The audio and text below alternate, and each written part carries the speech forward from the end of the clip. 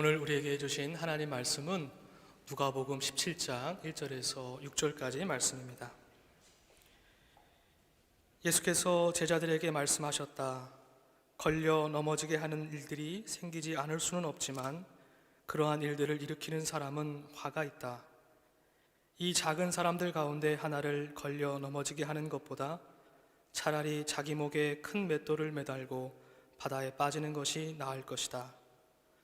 너희는 스스로 조심하여라. 믿음의 형제가 죄를 짓거든 꾸짖고 회개하거든 용서하여 주어라.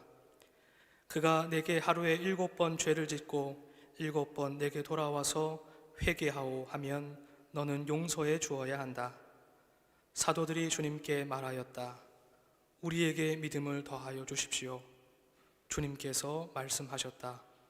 너희에게 겨자씨 한 알만한 믿음이라도 있으면 이 뽕나무도로 뽑혀서 바다에 심기어라 하면 그대로 될 것이다.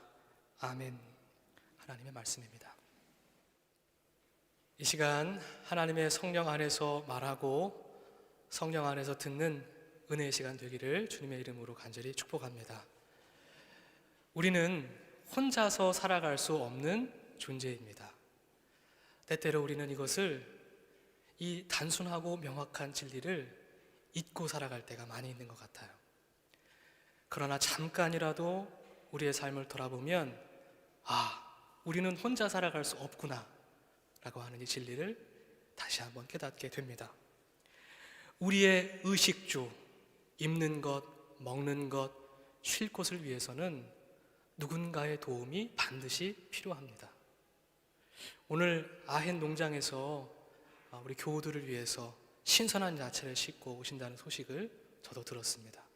얼마나 감사한 일인지 모릅니다. 그렇죠. 이렇게 우리가 살아갈 수 있는 것은, 생명을 유지하면서 살아갈 수 있는 것은 제일 먼저는 하나님의 은혜요.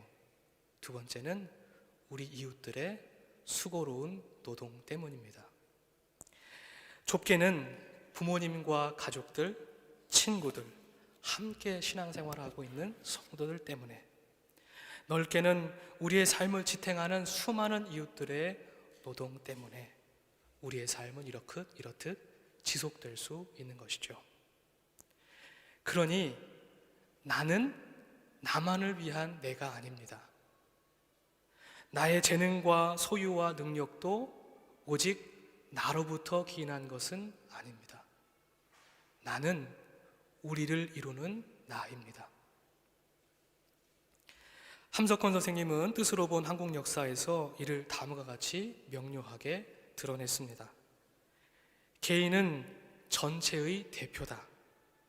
전체에서 떨어진 나는 참 나일 수 없고 스스로의 안에 명령하는 전체를 발견한 나야말로 참 나다. 그것이 참 자기 발견이다. 그 전체는 종교적으로 말하면 하나님이요, 세속적으로 하면 운명 공동적인 전체 사회다. 이렇게 썼습니다. 그렇습니다. 우리는 공동체적 존재입니다. 우리가 공동체 속에서 자신을 발견하고 이해할 때 비로소 우리는 참 나와 참 하나님을 만날 수 있습니다. 이 근원적인 관계성을 깨닫는 것이 구원의 시작이요, 구원의 과정입니다. 다시 말해서 나를 우리 속에서 이해하고 그 관계 안에서 하나님을 고백하는 것입니다. 이러한 고백을 통해서 우리는 보아라, 하나님의 나라가 너희 가운데 있다 라고 말씀하시는 그 예수님의 음성의 본 뜻을 깨달아 알 수 있습니다. 우리 속에서 참된 자기를 발견한 사람은, 그 관계 안에서 하나님을 발견한 사람은, 우리 곁에 있는 이웃의 얼굴 속에서 하나님의 형상을 발견한 사람은 이기적인 자아를 벗어버리고 다른 이웃을 자기의 몸처럼 사랑할 수 있게 됩니다.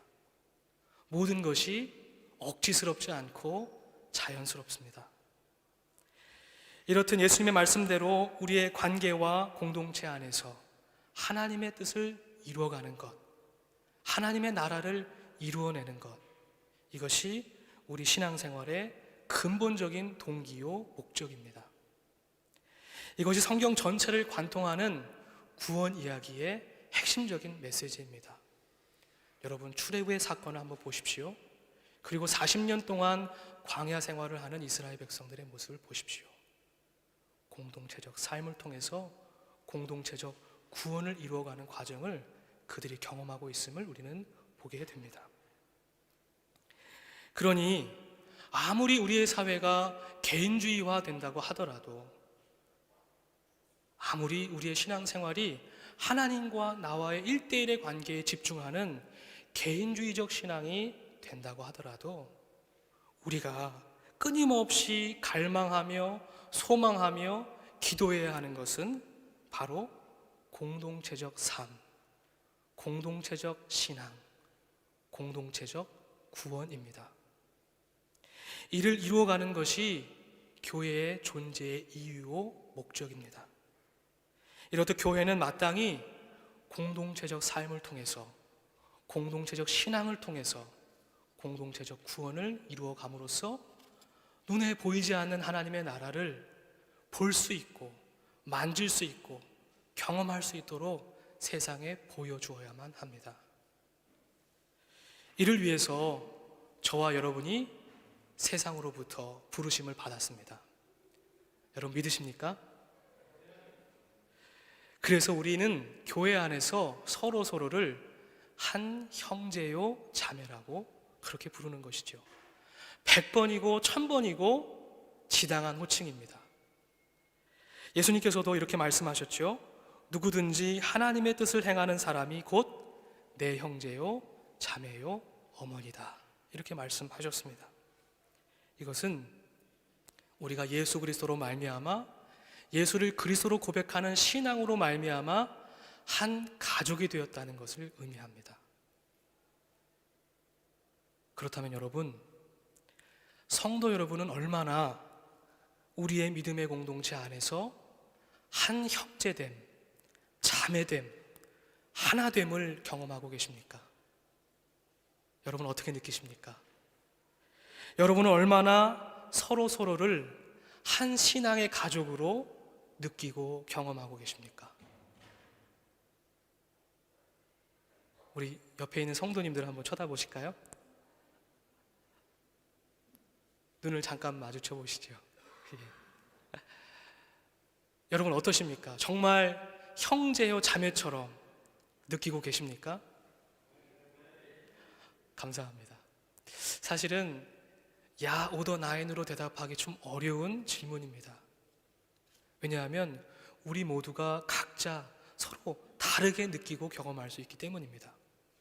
그러나 중요한 것은 서두에서 말씀드렸다시피 여러분 한 사람 한 사람이 교회이기에 여러분이 경험하고 고백하는 것이 우리 전체 교회에 큰 영향력을 미친다는 사실을 여러분 기억하시기를 바랍니다. 그런데요, 실제로 우리는 우리의 교회를 통해서, 믿음의 공동체를 통해서 서로에게 다 갚을 수 없는 사랑의 빚을 지기도 하지만 안타깝게도 서로에게 깊은 상처와 아픔을 주기도 합니다. 이것이 우리들의 현실입니다. 긍정적으로 보면 이는 하나님의 신앙의 가족을 이루어가는 어쩔 수 없는 과정이라고도 볼 수 있지만, 그것이 너무 심해지면 교회를 이탈하는 가족들이 생기고 교회 공동체가 깨어질 수도 있습니다.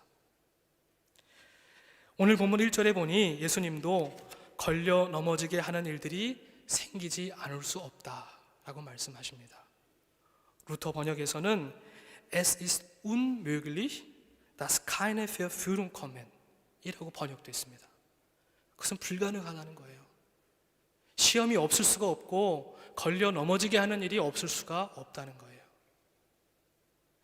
말 그대로 우리 믿음의 공동체 안에 안타깝지만 걸려 넘어지게 하는 일이 발생할 수밖에 없다는 아주 철저한 현실 인식입니다. 2절에 보니까요, 그 피해의 대상이 분명하게 기록되고 있습니다. 어떤 사람이 넘어지죠? 작은 사람들이라고 기록되어 있습니다. 작은 사람들은 아직 믿음이 온전히 서지 못한 사람들입니다. 믿음이 연약한 사람들입니다. 여기서 걸려 넘어지게 하는 일로 번역된 헬라어 단어는 덫, 올무, 걸림돌, 장애물이라고 하는 뜻의 스칸달라라는 명사입니다. 쉽게 말해서 누군가를 시험 들게 하는 것입니다. 여러분, 시험이 무엇이죠? 바로 하나님께 나아가는 것을 방해하는 것입니다. 더 깊게 말하면 하나님으로부터 나를 떨어뜨리는 일입니다. 하나님으로부터 멀어지게 하는 일입니다. 이것이 시험입니다. 하나님께로부터 분리시키는 일입니다. 이것을 성경에서는 죄라고도 말합니다. 하나님으로부터 분리되는 일입니다. 성경 안에서 예를 찾자면 이런 것입니다. 고린도전서 8장에 보면 우상 숭배한 제물, 우상에게 바쳐진 고기를 먹는 것에 관한 바울의 권면이 담겨 있습니다. 상황인즉슨 어떤 사람들은 우상에게 바쳐진 고기를 자신의 깊은 신앙의 지식과 강한 믿음에 근거해서 그것을 먹었습니다. 그랬더니 그 곁에서 그것을 지켜보는 사람들이, 마음이 연약한 사람들이 담력을 얻어서, 마음의 용기를 얻어서 그것을 함께 먹었습니다. 그때 바울이 그들에게 다음과 같이 권면했습니다. 8절 9절의 말씀을 우리 한 목소리로 함께 읽어보겠습니다. 시작. 그러나 우리를 하나님 앞에 내세우는 것은 음식이 아닙니다. 음식을 먹지 않는다고 해서 손해볼 것도 없고 먹는다고 해서 이로울 것도 없습니다. 그러나 여러분에게 있는 이 자유가 약한 사람들에게 걸림돌이 되지 않도록 조심하십시오. 아멘. 바울이 염려하는 것은 분명합니다. 음식 자체, 그 음식을 먹는 행위 자체가 문제가 아닙니다. 더 본질적인 문제는 그 행위가 다른 사람에게 끼치는 영향력입니다. 즉, 스스로 신앙의 지식과 믿음이 있다고 확신하는 사람들의 자유가 또 다른 약한 사람들을 걸려 넘어지게 할 수 있다는 것입니다. 오늘 예수님의 말씀도 바울의 말씀과 그 맥을 같이 하고 있습니다. 사실은 예나 지금이나 늘 문제는 약한 사람들에게서부터 시작되는 것이 아닙니다. 스스로 지식이 있고 믿음이 강하다고 생각하는 사람들로부터 시작됩니다. 오늘날의 상황으로 바꿔보면 교회에 처음 나온 새 가족들, 예수를 처음으로 고백한 새로운 가족들, 그 믿음의 사람들이 누군가에게 걸림돌이 되는 일은 극히 드뭅니다. 거의 일어나지 않습니다. 그런데 오히려 역설적이게도 신앙생활도 비교적 오래 했고 무언가를 알고 있다고 생각하고 믿음이 스스로 강하다고 생각하는 사람들로 인해서 교회에 문제가 생깁니다. 그런 사람들이 오히려 걸림돌이 되는 것입니다. 바울은 분명히 말합니다. 고린도전서 8장 2절의 말씀이에요. 자기가 무엇을 안다고 생각하는 사람은 아직도 그가 마땅히 알아야 할 방식대로 알지 못하는 사람입니다. 믿음도 마찬가지가 아닐까 싶어요.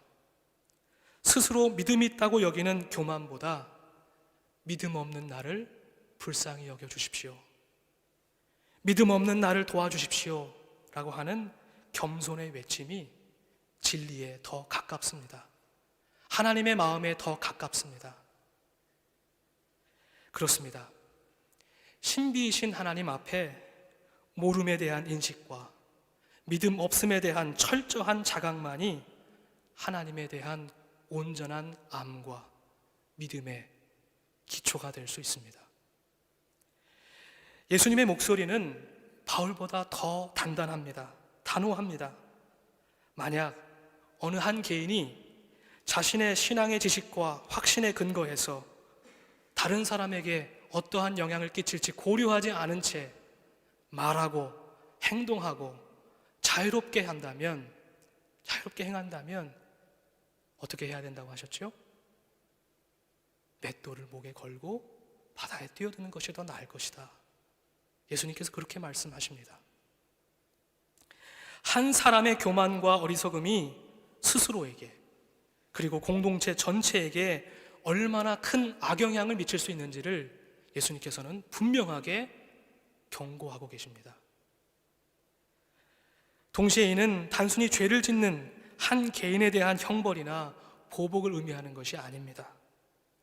서두에서 말씀드렸다시피 걸림돌이 된 자, 걸려 넘어진 자, 즉 공동체 전체가 어려운 상황에 놓여지게 된다는 것입니다.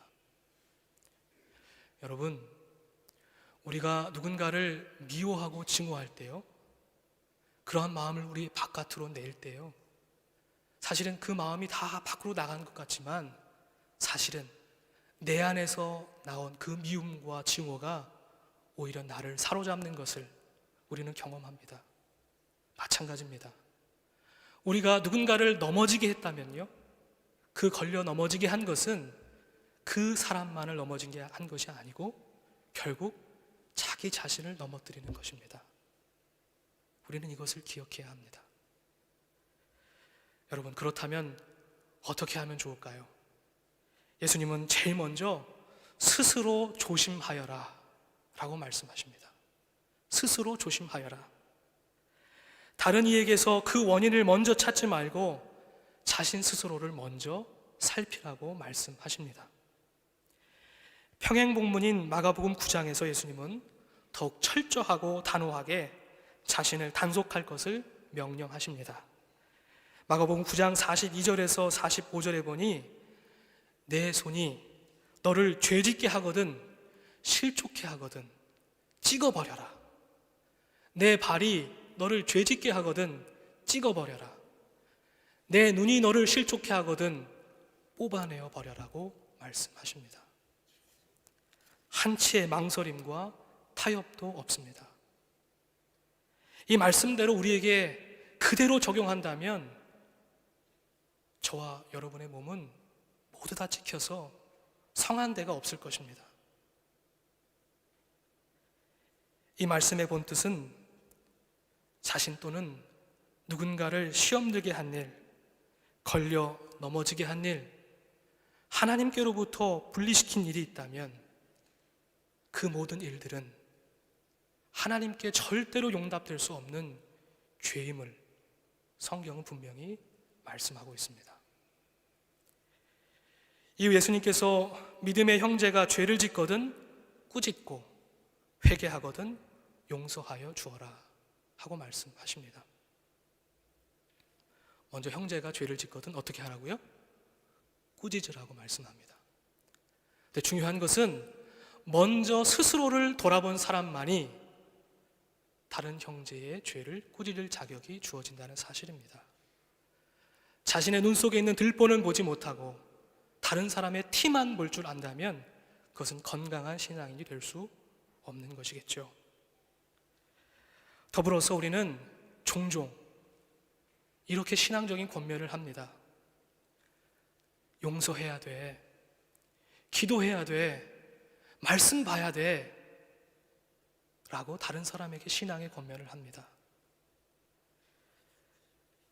때때로 타자를 날카롭게 비판하면서 짐짓 자기 자신을 정당화하고 높이는 왜곡된 비판도, 왜곡된 꾸짖음도 우리 안에서 보게 됩니다. 그런데요, 중요한 것은 다만 오직 진실한 사랑만이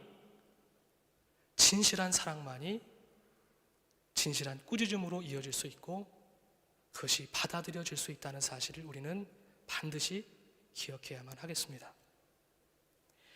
우리는 그리스도 영으로 연결되어 있기 때문에 그 권면의 진정성을 단번에 알아차릴 수 있습니다.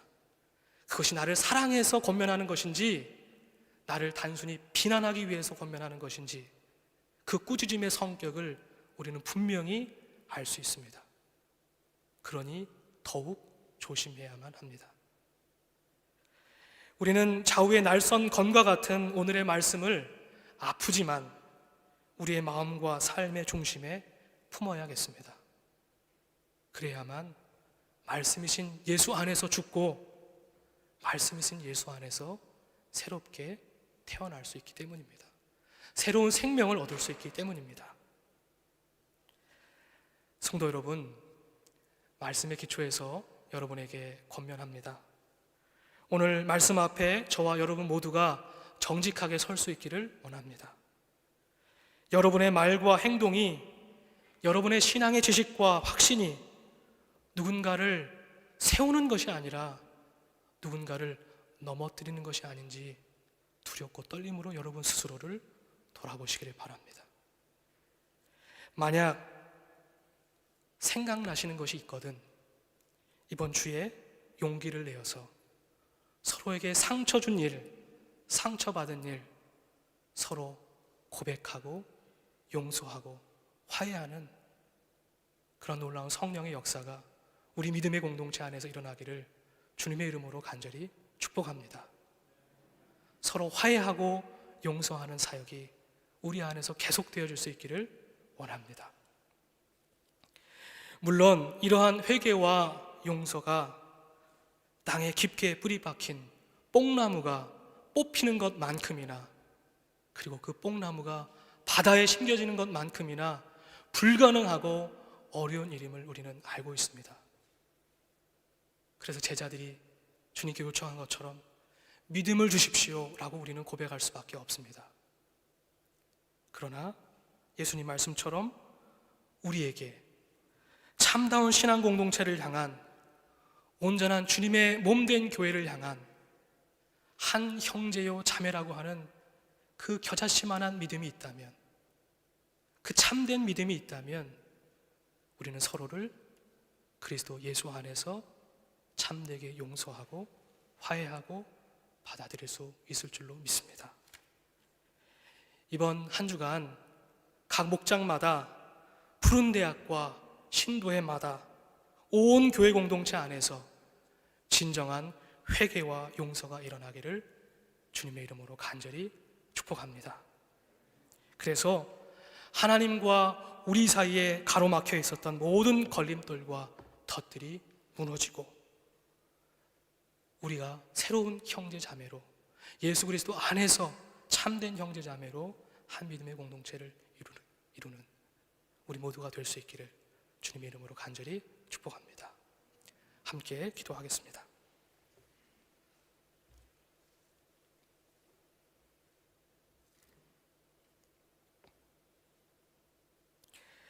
주님, 우리 안에 모든 걸림돌과 시험을, 그 모든 장애와 덫들을 사랑의 영인 성령으로 허물어 주시기를 원합니다. 이미 예수 그리스도의 십자가의 능력이 하나님과 우리 사이에, 우리와 우리 사이의 모든 막힌 담을 허무셨음을 믿고 고백하며 선포합니다. 하나님, 우리 믿음의 공동체가 주님 안에서 한 형제요 자매요 믿음의 가족으로 온전히 세워지길 원합니다. 성령 하나님, 우리를 붙드셔서 용서와 회개의 영을 붙으셔서 부어주셔서 주님 보시기에 합당한 공동체로 세워지게 하여 주옵소서. 감사드리며 예수 그리스도 이름으로 기도합니다. 아멘.